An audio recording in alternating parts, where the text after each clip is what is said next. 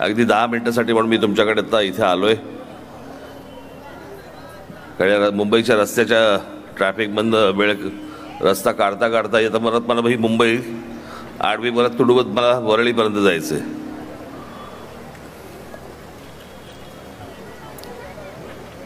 मी 2-3 फक्त तुम्हाला धोके सांगण्यासाठी म्हणून मी आज इथे बोलवलं तुम्हाला.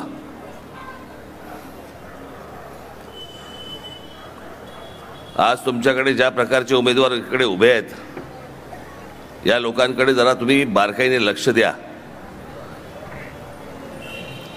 ही मंडळी नुसती उभी नाही आहेत, ह्यांचे हेतू लक्षात घ्या, उद्देश लक्षात घ्या की हे काय करू इच्छित आणि काय करू शकतात.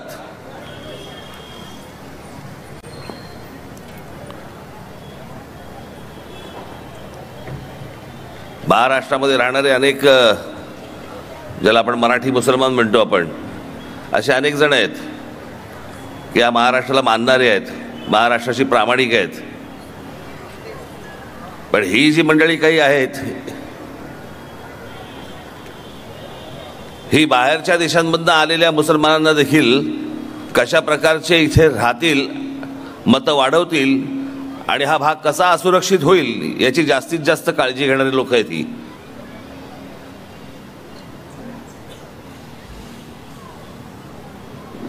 ही आज नवीनच्या समोरची 2 माणसं उभी आहेत, त्यांच्याकडे साधेपणाने पाहू नका.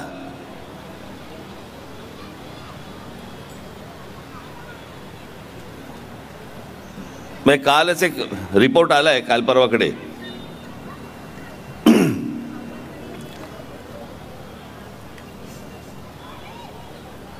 त्या रिपोर्टमध्ये असं दिलेलं आहे की आत्ता आलेले आणि येणारे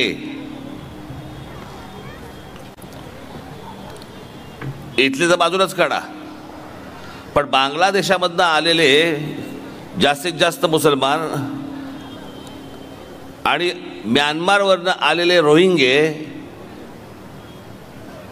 यांचं भविष्यातलं प्रमाण पुढच्या 10-15 वर्षामध्ये, 20 वर्षामध्ये एवढं वाढणार आहे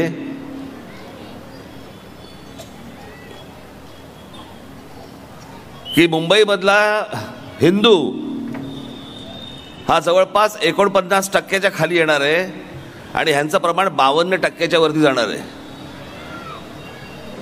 ही कोण माणसं आहेत, काय माणसं आहेत, कशासाठी येत आहेत, काय करणार आहेत, कशाला पत्ता नाहीये.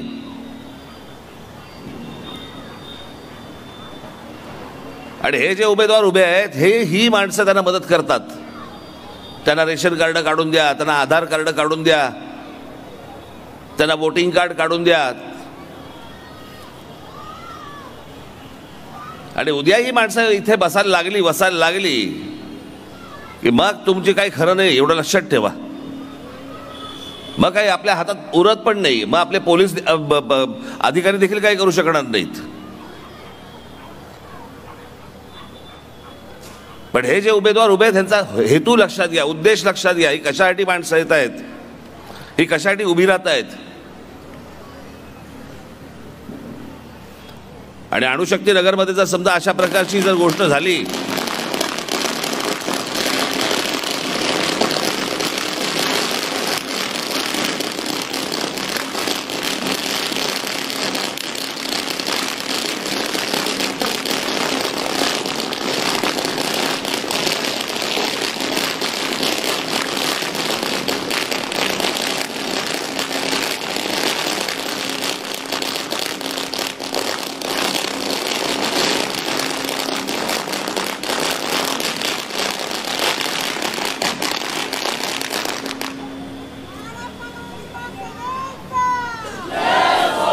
मुद्दामून केलं असेल तर आत्ताच कानाखाली आवाज काढा.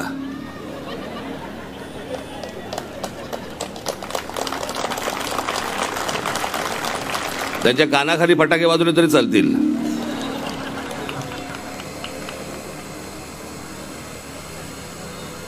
पण मला असं वाटतं तुम्ही हे धोके नीट लक्षात घेणं गरजेचं आहे. आपण जे सतत सांगतो आहोत, आपण जे सतत बोलतो आहोत, ते काय उगाच नाही.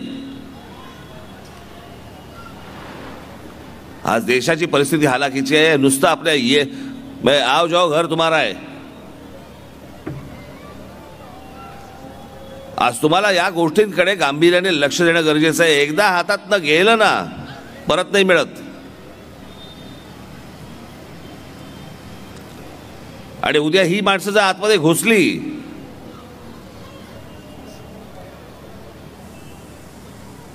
हे जे अनेक जे काही आज इथे बाहेरून आलेल्यांचे जे काही मोहल्ले उभे राहिलेत ना, इथे काय काय प्रकार घडतायत, काय काय गोष्टी होत आहेत हे आमच्या पोलिसांना माहिती आहेत ना. हे आमच्या पोलिसांना माहिती आहेत सगळ्या गोष्टी. पण या सगळ्या गोष्टींमध्ये या माणसानं ही माणसं अशा प्रकारची जर निवडून गेली तर तुम्ही लक्षात ठेवा, हा अणुशक्तीनगर हा भाग, चेंबूर हा भाग बर्बाद झाला म्हणून समजा तुमचा.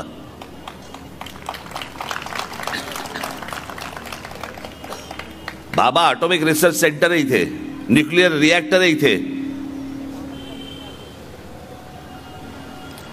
तुम्ही जगभरामध्ये काय काय गोष्टी चालू आहेत त्याचा अंदाज आहे तुम्हाला. टेलिव्हिजनवरती, तुमच्या मोबाईलवरती ह्या सगळ्या गोष्टी येत आहेत. आणि आपणच जर समजा बेसावध राहिलो तर मग काय उरलं काय त्याच्यामध्ये.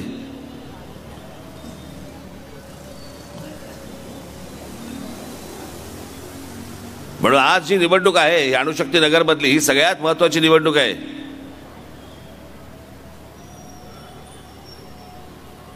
या दोन माणसांना यांना थारा देणार आहात का माझा नवीन आचार्याला देणार आहात.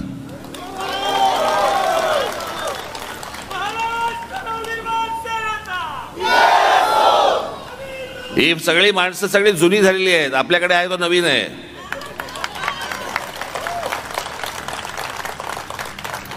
आणि म्हणून 20 तारखेपर्यंत कुठेही बाबांनो माझ्या लक्षात घ्या, तुम्ही हे कुठे बेसावत राहू नका.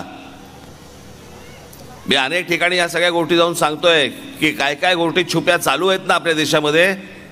या छुप्या एवढ्यासाठीच चालू आहे कारण आपलं लक्ष नाही त्या गोष्टींवरती.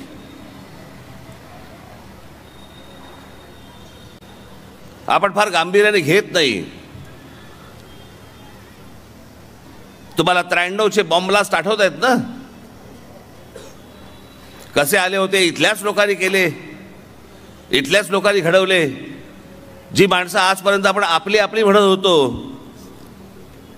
त्यांनी आपल्याकडची माणसं मारली, ठार मारली बॉम्बस्फोट करून. ही माणसं कोणाची नसतात. हे त्यांच्या स्वतःच्या धर्माच्या पलीकडे पाहत देखील नाहीत. आपणच माणुसकी माणुसकी म्हणून दाखवतो. मग तो वागणा देशातला येऊ देत नाही तर म्यानमारमधला येऊ देत नाही तर पाकिस्तानामध्ये येऊन देत, त्याला हे म्हणणार आपला. आणि आम्ही इतकी वर्ष तुमच्या बरोबर राहिलो, भाऊ भाऊ म्हणून राहिलो, तेव्हा नाही बघत ती माणसं, तेव्हा आपला धर्म बघतात.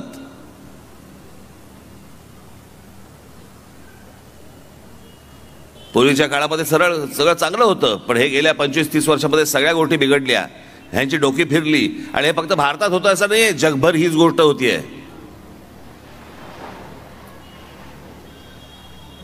अणुशक्तीनगर जर विभाग जर समजा आपल्याला सुरक्षित ठेवायचा असेल, चांगला ठेवायचा असेल, तर या भागामधल्या सर्व हिंदूंनी नीट लक्षात ठेवा, जाणीवपूर्वक. हे दिसत असले तरी आपले हे स्वतः राष्ट्रवादी जरी दिसत असले, दोन्ही पक्ष राष्ट्रवादी बनवतात काय आणि कृत्य कोणती करतायत, धंदे कुठचे करतायत, या लोकांना उभं करून. जे उमेदवार उभे राहत आहेत ते बाहेरच्यांना थारा देत आहेत, देशाबाहेरच्या लोकांना थारा देत आहेत. ही माणसं राष्ट्रवादी असूच शकत नाहीत. त्याच्यामुळे घराघरामध्ये जा, लोकांपर्यंत जा, हा धोका सर्वांना समजवा, सांगा. आणि मला असं वाटतं की आपल्याकडे नवीन आचार्य अजून कोण कोण आपल्या इथे उमेदवार